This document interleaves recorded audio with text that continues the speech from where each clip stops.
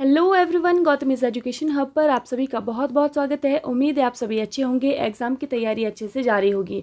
आज है 28 जुलाई 2024 और आज की करंट अफेयर की क्लास आप लोगों के सामने।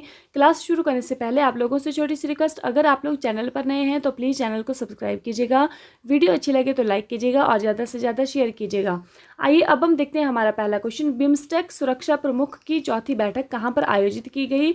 ऑप्शंस हैं नेपिताव, ढाका, काठमांडू या फिर नई दिल्ली। सही आंसर हमारे पास होने वाला है ऑप्शन नंबर ए, नेपिताव। ठीक है, ये जो नेपिताव है ये किसकी राजधानी है? ये जो है ये म्यांमार की राजधानी है। ठीक है, अब देखिए यहाँ पर जो बिम्स्टेक की सुरक्षा की जो प्रमुख की चौथी बैठक हुई है। ठीक है, अब देखिए यहाँ पर भारत की अगर हम बात करें कि भारत की तरफ से यहाँ पर कौन गए थे, तो यहाँ के जो राष्ट्रीय सुरक्षा सलाहकार हैं NSA, national security adviser Ajit Doval ji यहाँ पर भारत की तरफ से गए थे। ठीक है, बिम्स्टेक की अगर हम बात करें फुल फॉर्म क्या है इसकी? Bay of Bengal initiative for multi sectoral technical and economic cooperation. अब देखिए म्यांमार, जिसे कि पहले बर्मा के नाम से जाना जाता था, दक्षिण पूर्व एशिया का एक हिस्सा है। और अब देखिए 1935 जो भारत सरकार अधिनियम 1935 के प्रावधानों के तहत 1 अप्रैल 1937 को इसे भारत से अलग कर दिया गया था। 4 जनवरी 1948 को ब्रिटेन से स्वतंत्रता मिली और इसे बर्मा संघ का नाम दिया गया। फिर 1989 में इसका नाम बदलकर म्यांमार और राजधानी रंगून का नाम बदलकर यांगून कर दिया गया। फिर उसके बाद 2005 की अगर हम बात करें तो 2005 में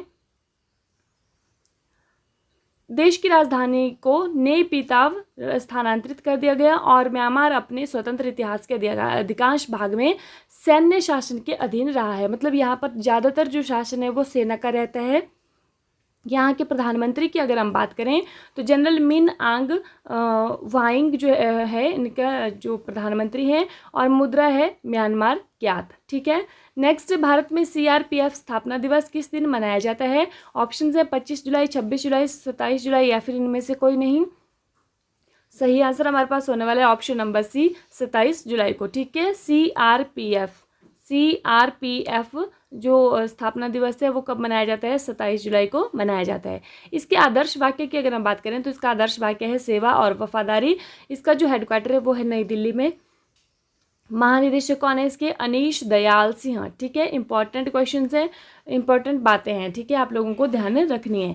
CRPF की अगर हम स्थापना की बात करें तो ये 27 जुलाई 1939 को अंग्रेजों के द्वारा जो है वो देश में विशेषकर रियासतों में कानून और व्यवस्था बनाए रखने के लिए विशेष बल के रूप में, स्पेशल फोर्स के रूप में किया गया था इसको। और नाम क्या था इसका?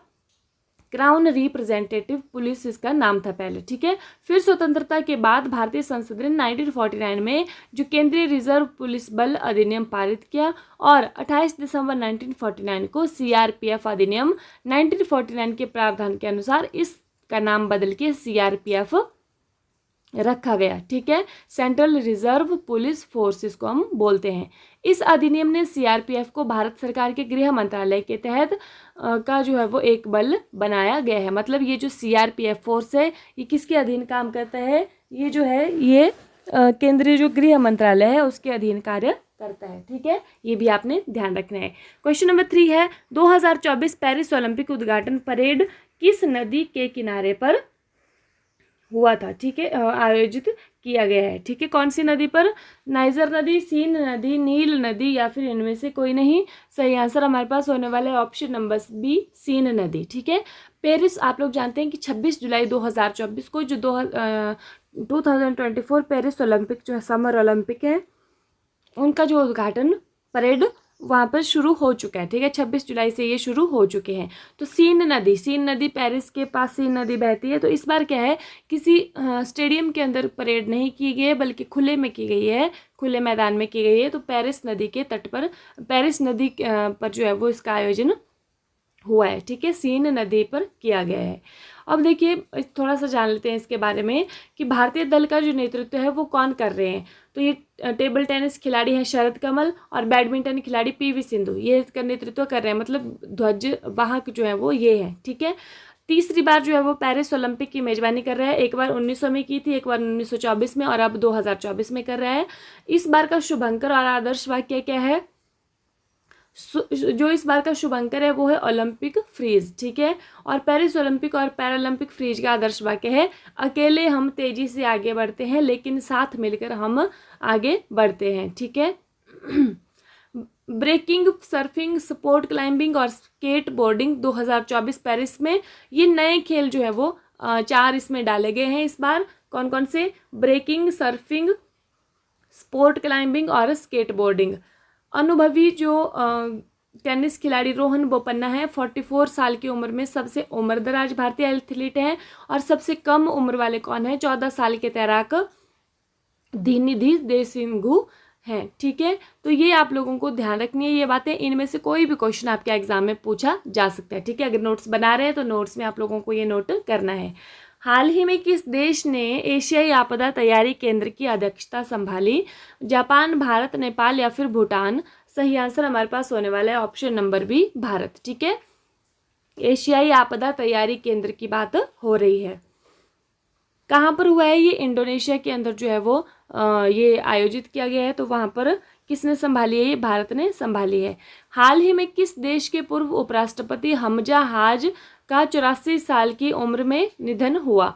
इंडोनेशिया, नेपाल, रूस या फिर ईरान? सही आंसर हमारे पास होने वाला है इंडोनेशिया। तो इंडोनेशिया की पूर्व उपराष्ट्रपति थे ये हमजा हाज, ठीक है। 84 ईयर्स की उम्र में जो है वो इनका निधन हुआ है, ये आपको ध्यान रखना है। भारत सीरम्स एंड वैक्सीन्स का अधिग्रहण कौन सी कंपनी करेगी? अडानी ग्रुप, रिलायंस, टाटा या फिर मैनकाइंड फार्मा? सही आंसर हमारे पास होने वाला है option number D, Mankind Pharma, ठीक है। कौन सी कंपनी?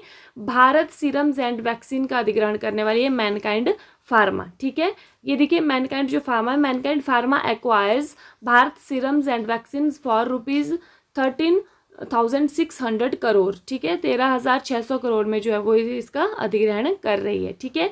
अगर हम बात करें मैनकाइंड फार्मा की, तो ये भारत की सबसे बड़ी दवा कंपनियों में से एक है, जो कि पूरे भारत में अपनी मौजूदगी के साथ घरेलू बाजार पर ध्यान केंद्रित करती है। अगर हम बात करें कि भारत में सबसे बड़ी दवा कंपनी कौन सी है, तो सबसे बड़ी और प्रतिष्ठित जो अंतर्राष्ट्रीय दवा कंपनी भारत में है वो है एबॉट, ठीक है। क्या नाम है इसका? एबॉट। और यह एक अमेरिकी कंपनी एबॉट लैबोरेटरीज का एक प्रभाग है, ठीक है, मतलब एक शाखा है एक, ठीक है। हाल ही में सर्च जीपीटी नामक ऐप किसने लॉन्च किया? गूगल, ओपन एआई, माइक्रोसॉफ्ट या फिर इनमें से कोई नहीं? सही आंसर हमारे पास होने वाला है ओपन एआई, ठीक है। कौन सा ऐप लॉन्च किया है? सर्च जीपीटी, ठीक है। क्या नाम है इसका? सर्च जीपीटी, ये ऐप जो है लॉन्च किया है, तो ये ओपन एआई ने लॉन्च किया है। मतलब ये सर्च इंजन है गूगल की तरह ही, लेकिन यहाँ पर आप लोगों को मतलब ज़्यादा अच्छे से आप अगर कोई टॉपिक सर्च कर रहे हैं तो वहाँ पर आप लोगों को उसके बारे में बहुत ज़्यादा डिटेल्ड इन्फॉर्मेशन मिलने वाली है।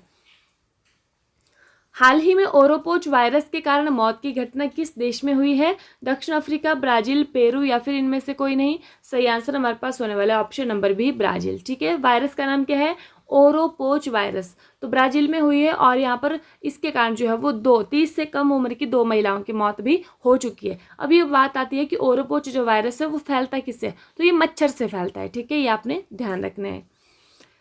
किसने वर्ष 2024 में पौधारोपण अभियान के अंतर्गत राजधानी में 64 लाख से अधिक पौधे लगाने और वितरण करने का लक्ष्य रखा है? नई दिल्ली, केंद्र सरकार, पंजाब सरकार या फिर इनमें से कोई नहीं? सही आंसर हमारे पास होने वाला है ऑप्शन नंबर ए, नई दिल्ली, ठीक है।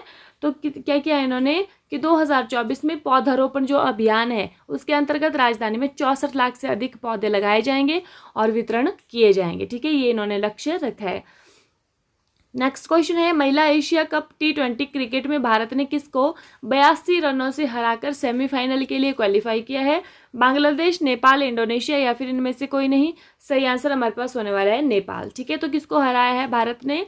82 रनों से हरा दिया है और सेमीफाइनल के लिए क्वालिफाई हो गया है, तो नेपाल को हराया है, ठीक है।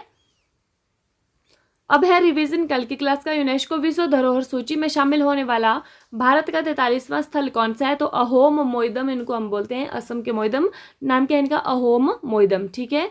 नेक्स्ट है, ये है देखिए कल भी हमने देखे थे। हाल ही में पेरिस के ग्रेविन संग्रहालय द्वारा कस्टमाइज्ड सोने के सिक्कों से सम्मानित होने वाले पहले भारतीय अभिनेता कौन है? तो ये है शाहरुख खान। हाल ही में एस्टोनिया के प्रधानमंत्री पद पर किसे नियुक्त किया गया है? तो ये क्रिस्टन माइकल को किया गया है। गणतंत्र मंडप और अशोक मंडप भारत की किस इमारत में शामिल है? तो कहाँ पर है ये? राष्ट्रपति भवन में। ठीक है, ये आपको ध्यान रखना है। हाल ही में भारत का दौरा करने वाले डेविड लैमी किस देश से संबंधित हैं? तो ये यूके, यूनाइटेड किंगडम से संबंधित हैं। किस देश ने 2024 भारत आसियान दक्षिण पूर्व एशियाई राष्ट्र संघ के विदेश मंत्री बैठक की मेजबानी की है?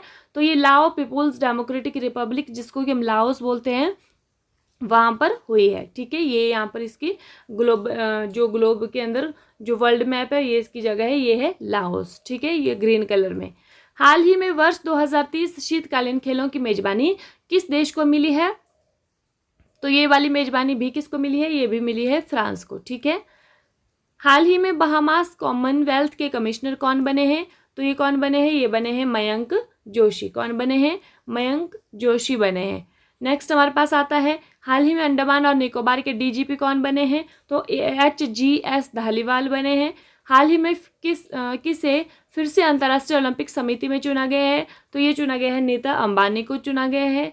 फिर लास्ट वीडियो जो क्वेश्चन पूछा था उसका आंसर, हाल ही में पेरिस ओलंपिक उद्घाटन समारोह में भारत दल के ध्वजवाहक कौन है? आज भी हमने डिस्कस किया, तो PV सिंधु और शरद कमल। ठीक है, PV सिंधु बैडमिंटन के खिलाड़ी हैं और ये टेनिस के खिलाड़ी हैं। ठीक है, हाल ही में न्यूज़ चैनल की सबसे बड़ी संस्था NDBA के अध्यक्ष कौन बने हैं?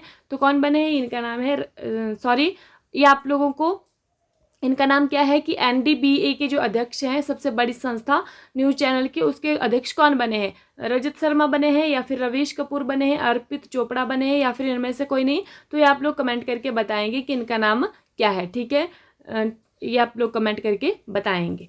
तो ये व्हाट्सएप ग्रुप का लिंक है, अगर आप लोग ज्वाइन होना चाहते हैं तो डिस्क्रिप्शन से आप लोगों को लिंक मिल जाएगा, वहाँ से आप लोग ज्वाइन हो सकते हैं।